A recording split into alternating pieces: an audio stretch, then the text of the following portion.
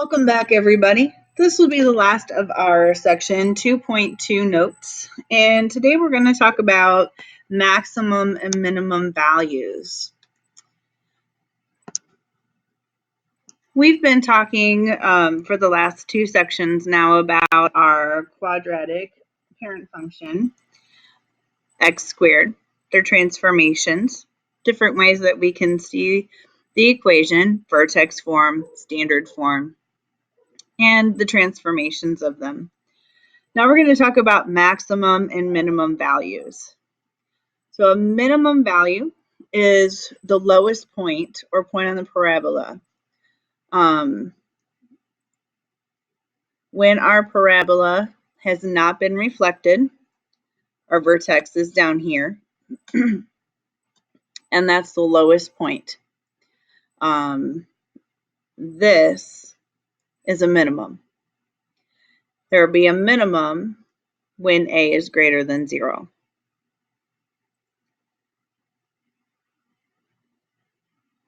A maximum value is the highest value or point on the parabola.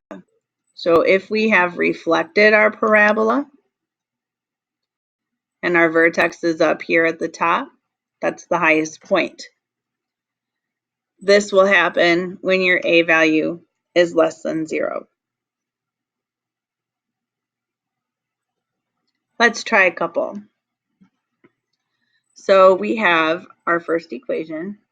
Remember, this very first value is a, because it's ax squared plus bx plus c. So because a is greater than 0, this is going to have a minimum value. And it wants to know not only if it's a maximum or a minimum, but also what is that value. So in order to figure that out, we have to find our vertex. Remember, this is standard form. So for standard form, we start finding our vertex using x equals negative b over 2a. This is b, this is a. So we have negative 2 over 2 times a half, or 0.5. That's positive 2 over 2 times a half, which is 1. And our x value is 2.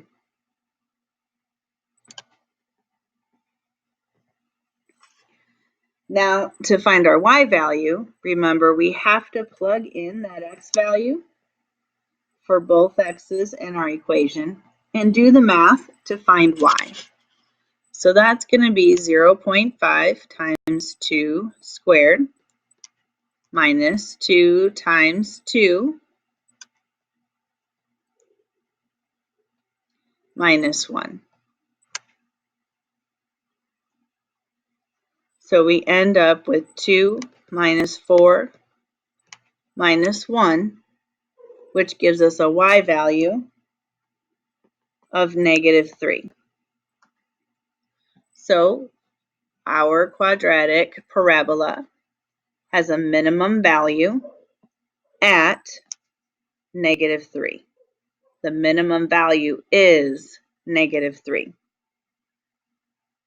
And so that's what we would write on our paper. This parabola has a minimum value at negative 3.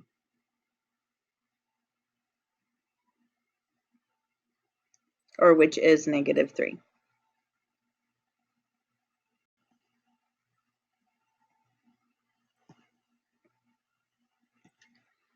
For example 2, our a value is less than 0.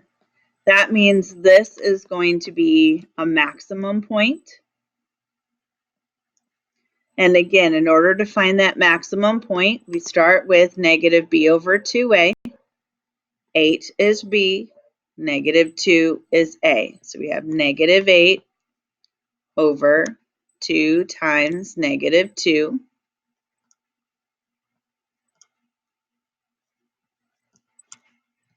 That's -8 over -4, which is 2. So our vertex starts at 2.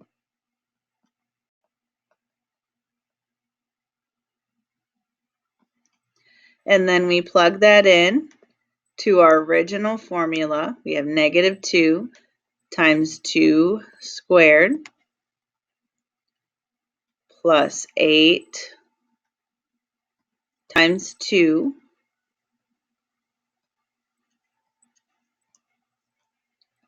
minus 6.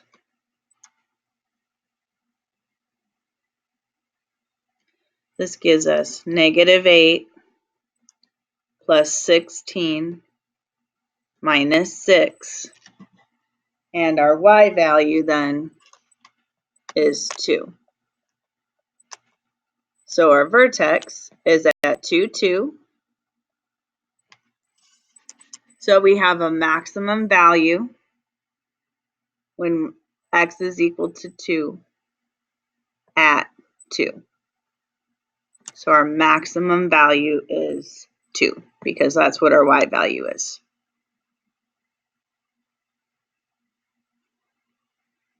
And that's all we're going to talk about for today. See you tomorrow.